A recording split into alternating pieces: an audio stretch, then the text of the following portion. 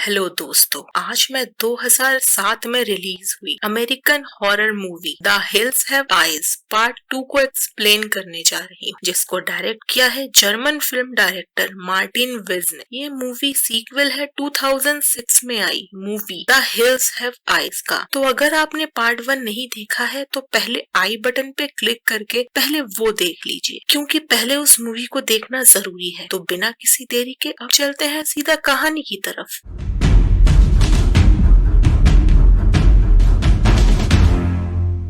कहानी की शुरुआत होती है एक औरत को दिखाते हुए जो एक बच्चे को जन्म देने वाली थी। उस औरत को देख के लगता है कि उससे फोर्सफुली ये काम करवाया जा रहा था। वो बच्चे को जन्म देती है पर बच्चा ज्यादा देर जिंदा नहीं रहता। ये देख के म्यूटेंट्स उस औरत को मार देते हैं। जैसा कि हमें पार्ट 1 में ही पता चल गया था कि ये म्यूटेंट्स औरतों को ब्रीडिंग के लिए यूज करते थे। बेसिकली म्यूटेंट्स अपना पॉपुलेशन इंक्रीज करना चाहते थे by kidnapping womens and forcing them to breed. इसके बाद हमें बताया जाता है कि 2 साल पहले एक फैमिली ने डेजर्ट क्रॉस करते हुए रॉन्ग टर्न ले लिया था और वो सेक्टर 16 नाम के एक मिलिट्री एरिया में पहुंच गए थे और इस वजह से उनको हाफ ऑफ द फैमिली को खोना पड़ा था और इस वजह से आर्मी ने वहाँ पे search and destroy mission conduct किया। इससे हमें पता चलता है कि ये कहानी फर्स्ट पार्ट के 2 साल बाद की कहानी है। हमें आगे दिखाया जाता है कर्नल लिंकन और 3 साइंटिस्ट की टीम उस जगह पे सर्विलियंस सिस्टम को इंस्टॉल करने का काम कर रहे थे जहां म्यूटेंट्स ने अटैक किए थे। डॉक्टर फॉस्टर जो हिल्स के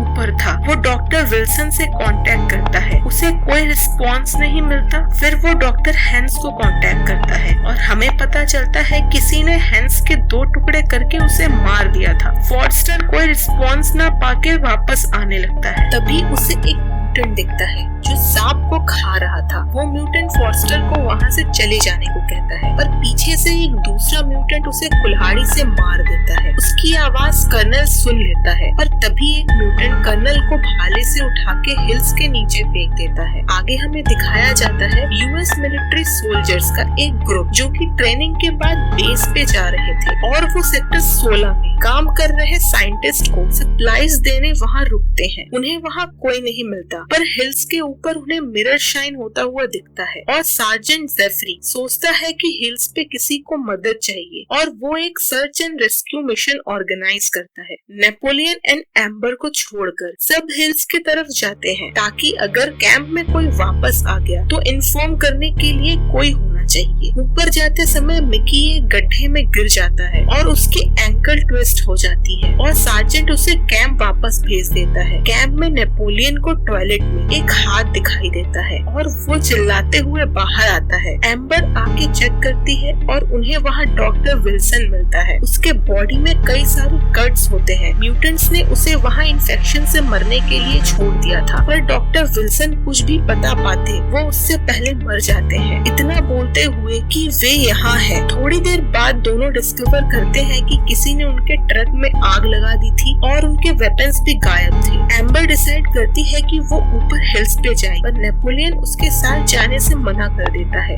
एम्बर थोड़ी दूर ही पहुंच पाती है कि स्टेबर नाम का म्यूटेंट उस पर पीछे से अटैक कर देता है। नेपोलियन एम्बर को बचाने भागता है। एम्बर उससे बचने की पूरी कोशिश करती है इसलिए स्टेबर उसे मारने लगा है, लेकिन अचानक से एक गोली उसे आके लगती है और वो एक होल में छिप जाता है। वो गोली मिकी ने चलाई थी जो हिल्स से नीचे आ रहा था अपने पैर पे लगे चोट की वजह से। एम्बर मिकी की तरफ भागती है पर स्टेबर दूसरे होल से निकल के मिकी पे अटैक कर देता है। एम्बर और नेपोलियन दोनों बहुत कोशिश करते हैं पर म्यूटेंट्स मिकी को ले जाते हैं। ऊपर हिल्स में उनको डॉक्टर फॉस्टर की बॉडी मिलती है। ये देख के सब डर जाते हैं और शूट करने को रेडी हो जाते हैं पर थोड़ी दूर जाने पर लिच नाम का म्यूटेंट स्पिटर पे अटैक कर देता है और सब डर के बिना कुछ सोचे समझे अंधाधुंध शूट करने लगते हैं। तभी सार्जेंट स्पिटर के सामने आ जाता है और स्पिटर उसे भी शूट कर देता है। सार्जेंट की ऑन द स्पॉट डेथ हो जाती है और एम्बर और नेपोलियन भी वहाँ पहुँच के मिकी के बारे में सबको बता देते हैं। वो सब समझ जाते हैं कि वो बहुत बड़े मुसीबत में है और कोई कमांडिंग ऑफिसर भी नहीं था जो उन्हें लीड कर सके। वो सार्जेंट की बॉडी को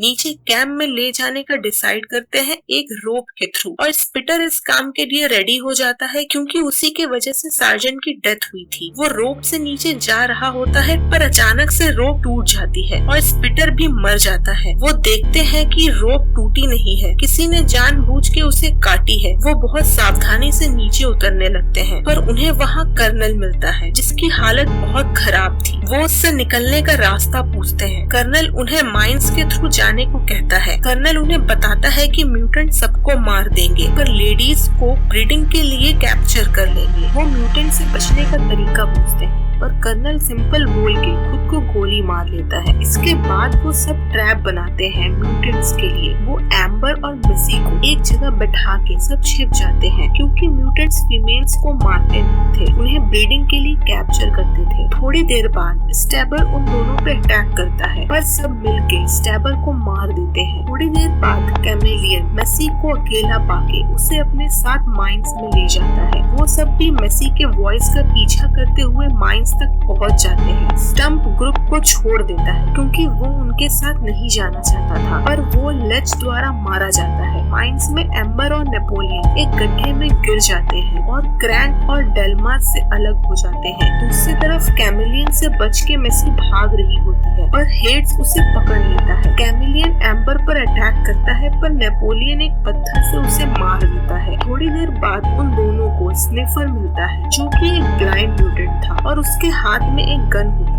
एम्बर और नेपोलियन उससे बचते हुए एक सीक्रेट डोर से नीचे गिर जाते हैं और वहाँ उसे वही नॉन वायलेंट म्यूटेंट मिलता है जो स्टार्टिंग में सांप खा रहा था। उसका नाम हैंसल होता है और वो उन दोनों के छुपने में हेल्प करता है। तभी क्रैंक एंड डेल्मार वहाँ आ जाते हैं और स्निफर उन पे अंधाधुंध गोलियां चलाता है। क्रैंक उसे मार देता है पर डेल्मार को गोली लग जाती है। नेपोलियन उन दोनों को अपने पास बुला लेता है। हैंसल उन्हें बाहर ले जाने लगता है पर रास्ते में ही डेल्मार की भी डेथ हो जाती है। वो डेल्मार की बॉडी को वहाँ छोड़ना नहीं चाहते थे, इसीलिए वो उसकी बॉडी साथ लेके चलने लगते हैं। हैंसल उन्हें बाहर के रास्ते तक ले जाता है पर एम्बर और नेपोलियन मेसी के बिना नहीं जाना चाहते थे पर क्रैंक बस वहाँ से निकलना चाहता था, इसीलिए एम्बर और नेपोलियन मेसी को ढूंढने निकल पड़ते हैं। क्रैंक को बहुत सारा डायनामाइट मिलता है, वो उसे ले जाने लगता है पर वो एक ट्रैप होता है। उससे बटन ट्रिगर हो जाता है और वो ब्लास्ट में मर जाता है। एम्बर एंड नेपोलियन पर लेच अटैक कर देता है पर वो दोनों मिलकर उसे मार देते हैं। वो मेसी को ढूंढ लेते हैं पर हेड्स वहाँ पे आके उन पे अटैक करता है। एम्बर बचे हुए लास्ट बुलेट से हेड्स के सर पे मारती है पर वो तब भी नहीं मरता, पर बहुत कोशिशों के बाद वो तीनों उसे मारने में कामयाब हो जाते हैं और तीनों वहाँ से बाहर निकल जाते हैं। पर अब भी कोई उन्हें देख रहा था और हमें आगे बताया जाता है कि उन national guard trainees and sergeant के गायब होने की एक्सप्लेनेशन उनकी फैमिलीज को नहीं दी गई। ऑफिशियली उन्हें लिस्टेड किया गया absent without leaves and sector 16 is still not exist और कहानी यहीं पे खत्म हो जाती है। अगर आपको ये वीडियो अच्छी लगी है तो वीडियो को लाइक करिए और ऐसे वीडियोस देखने के लिए चैनल को सब्सक्राइब करिए। मिलते हैं अगले वीडियो में, तब तक के लिए बाय बाय।